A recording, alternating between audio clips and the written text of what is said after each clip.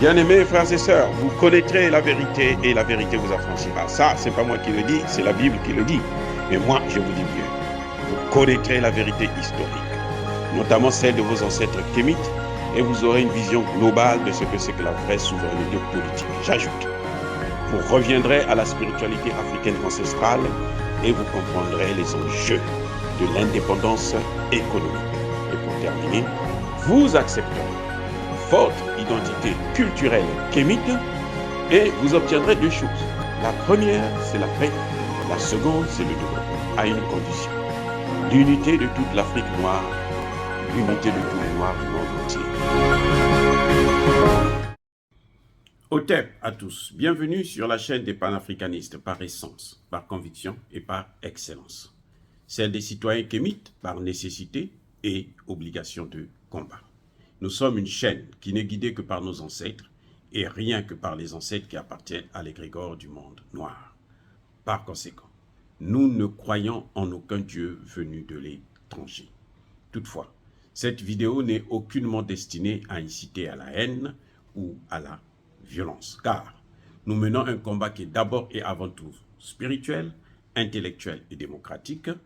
Ensuite, il est politique, géopolitique et géostratégique contre l'impérialisme, le colonialisme, le néocolonialisme et l'endocolonat, qui sont tous qualifiés de crimes contre l'humanité. Nous menons ce combat sur la base du principe fondamental que nous avons hérité de nos ancêtres kémites, qui est celui de la Mahat, c'est-à-dire solidarité, vérité et justice. Vous êtes donc en droit de connaître la vérité et nous avons l'obligation de vous dire la vérité, rien que la vérité, afin que justice soit rendue au continent africain. Et ça, c'est notre modeste contribution dans cette noble lutte en faveur de la souveraineté, la dignité, la solidarité et l'unité africaine. C'est exactement ça que nous appelons le panafricanisme. Bien-aimés frères et sœurs, j'ai une question à vous poser. En tout cas, à nous poser. On va essayer de débattre là-dessus. Je vais apporter ma modeste contribution. Et puis, bon, vous allez peut-être me corriger ou approfondir la question. Est-il possible de construire, de fabriquer, de créer les États-Unis d'Afrique à travers la démocratie? Est-ce que la démocratie peut nous permettre d'aller vers les États-Unis d'Afrique?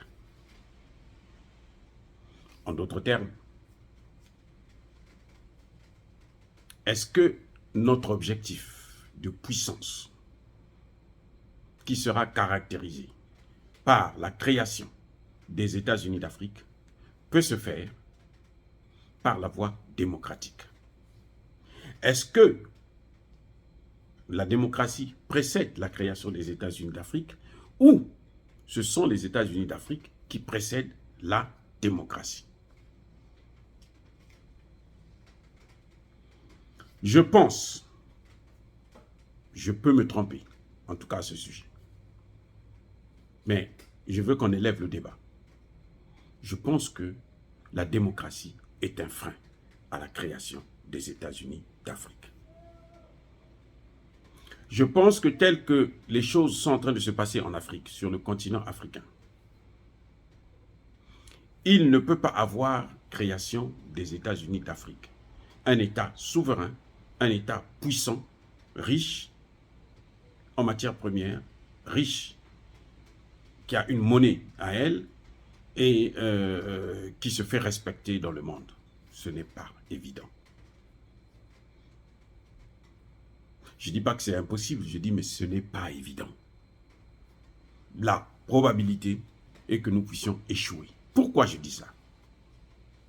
Parce que lorsque nous prenons les États individuellement, les 54 États qui constituent le continent africain, il n'y a aucun État où il y a une démocratie vraiment pure, une démocratie réelle.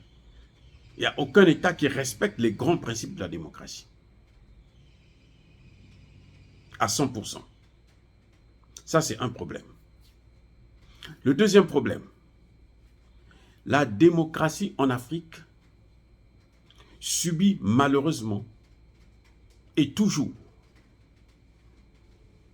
les ingérences étrangères, des puissances étrangères, des puissances occidentales, des puissances qui nous ont pris en esclavage, qui nous ont colonisés et qui n'ont aucune envie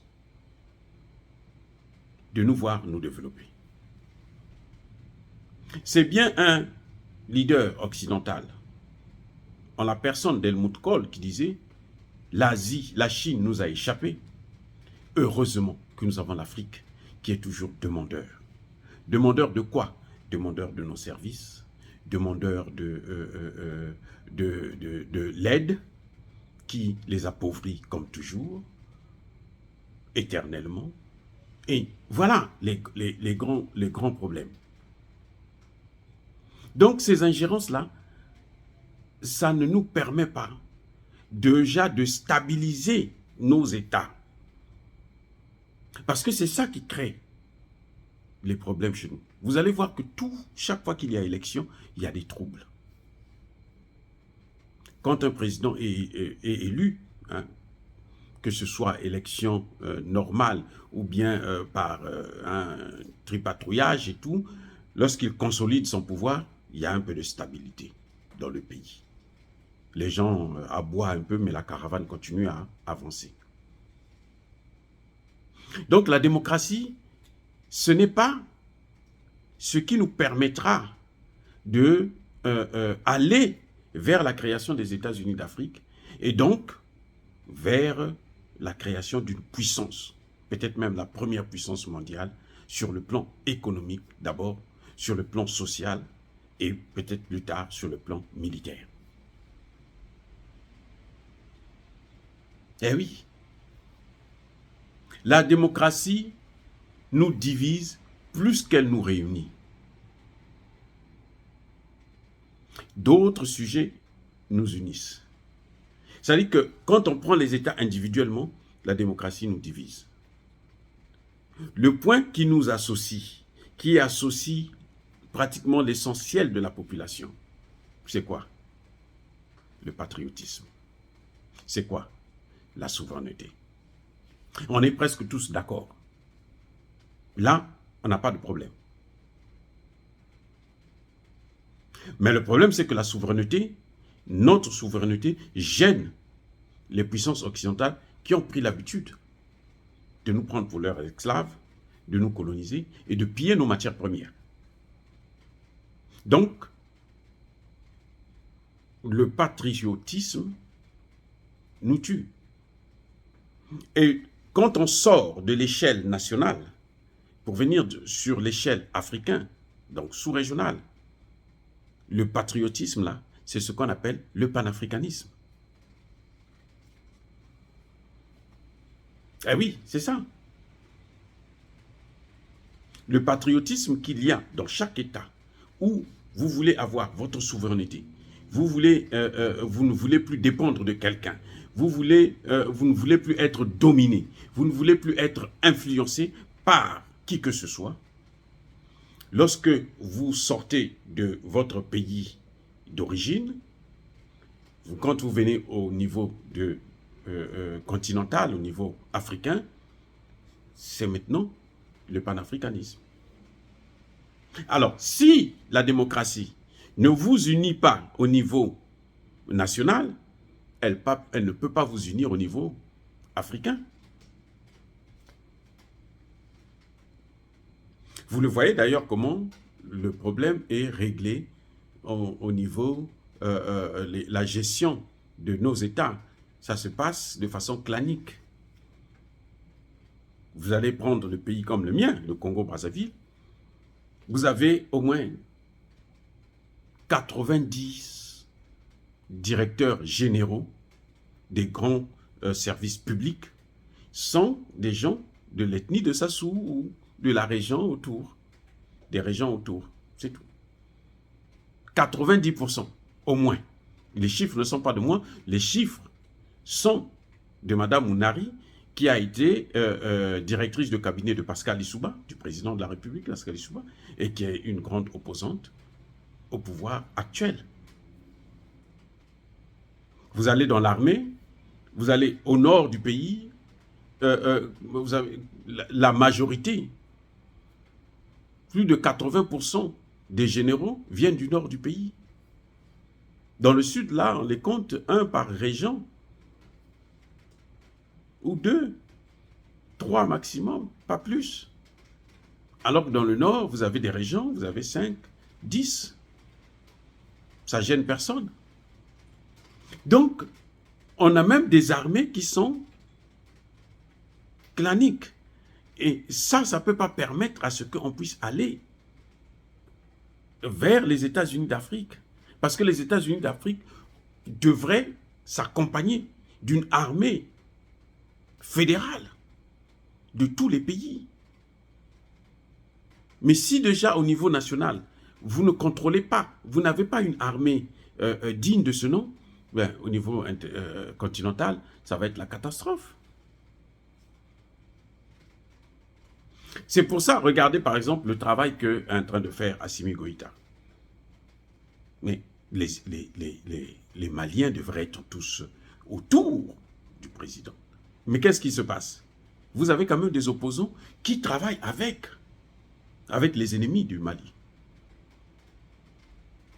Des anciens premiers ministres, des anciens ministres, des grands hommes d'affaires, qui connaissent bien la situation du Mali, qui savent que ce que le Mali est en train de subir aujourd'hui, ce n'est pas l'œuvre d'Assimi Goïta, c'est l'œuvre de la France et de ses alliés occidentaux, les États-Unis, l'Angleterre, l'Allemagne et autres. Mais qui quand même disent non, non, non, non, il faut qu'on aille à la démocratie. Et les Occidentaux ont tout compris. C'est ça le malheur. Les Occidentaux ont tout compris.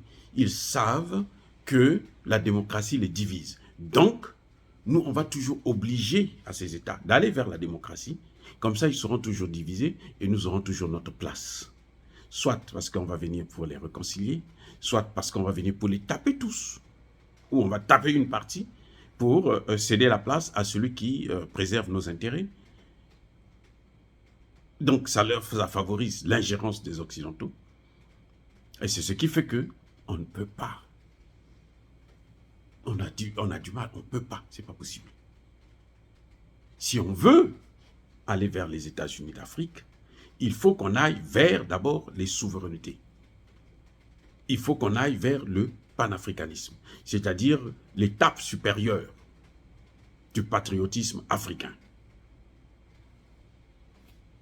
Et oui, il faut qu'on aille vers ça. Si on ne part pas vers ça, on ne pourra jamais créer les États-Unis d'Afrique, on ne pourra jamais avoir un grand marché commun, on ne pourra jamais avoir une monnaie africaine commune pour tout le continent africain. Ils vont trouver, regardez en RDC, on prend le Rwanda, on lui dit va nous diviser la RDC. Nous on te donne l'argent, on te donne tout, les armes, tout ce que tu veux. Va faire le boulot. Et toi, tu es notre meilleur ami, notre meilleur élève. Toi, on dit aux Rwandais, hein, les Rwandais que vous voyez là, ça dit que c'est incroyable. Ils pensent que eux, ils sont des blancs à peau noire. On dit, vous êtes des caucasiens à peau noire. Vous êtes des blancs à peau noire. Et quand ils entendent ça, ils se disent qu'ils sont supérieurs aux autres noirs. Et est-ce qu'on peut créer les États-Unis d'Afrique avec deux pays qui sont en train de se battre comme ça? Ça, c'est un seul exemple. Regardez le Tchad et le Centrafrique. Là encore, actuellement, les deux présidents font un effort pour ne pas tomber dans le piège, mais les Occidentaux manipulent, créent des tensions entre eux. Donc, si nous ne menons pas des efforts pour mobiliser les populations, mobiliser les leaders politiques sur ce que c'est que réellement le panafricanisme, donc une souveraineté au niveau continental, on ne pourra pas aller vers les États-Unis d'Afrique, qui est la seule voie de sortie pour les Africains, pour que toute la tragédie africaine puisse s'arrêter un jour. Parce que tant qu'on ira, regardez, on appelle les pays africains. Un seul pays, les États-Unis appellent les pays africains, ils ne sont pas capables de s'asseoir ensemble d'abord pour dire, bon, mais nous allons à l'invitation, on va répondre à cette invitation, qu'est-ce qu'on va demander, qu'est-ce qu'on va chercher? Ils ne sont pas capables de le faire. Parce que chacun est en train de suivre des intérêts personnels. Même pas au niveau national, hein. Ce n'est pas des intérêts de leur pays. Non, non, non, c'est leurs propres intérêts. Parce qu'ils savent qu'on va leur donner un peu d'argent, et quand on va leur donner de l'argent, ils vont prendre ça, ils vont mettre une bonne partie dans leur poche, et puis le reste, ils vont faire ce qu'ils peuvent. Dieu merci, ils sont partis, ils sont tous repartis, bredouilles sans argent. Donc, ils se repartent à la case départ. Et maintenant, ils attendent un autre sommet, la Chine, la Russie, la Turquie, et tendre la main. Nous, on veut de l'aide. Nous, on veut de l'aide. Mais l'aide, là, le président Biya l'a dit, l'aide ne nous développe pas. C'est un frein à la souveraineté, c'est un frein au développement. Ouais. Donc, il faut mobiliser les gens sur ces questions de telle sorte qu'on puisse aller vers les États-Unis d'Afrique. Si on pense que la démocratie nous amènera vers là-bas, c'est pas vrai. C'est impossible. Je dis bien, c'est impossible. Et ça va toujours permettre à ceux-là de continuer à nous diviser, à nous séparer et à nous fracturer, nous affaiblir en même temps. Tous ensemble. Dire cela, c'est inciter à la haine ou à la violence. Non, non, non, non. Il n'y a pas colère, veille. En tout cas, je persiste et je signe. Soyez bénis par le Dieu des Kémites et par nos ancêtres angélisés, et que tous ceux qui persécutent le continent africain, tous ceux qui le pillent et le déstabilisent, qu'ils soient noirs ou blancs, qu'ils puissent être punis, foudroyés, écrasés par nos ancêtres angélisés par le Dieu des Kémites. J'ai dit, et comme d'habitude, j'assume. Vive l'Afrique éternelle.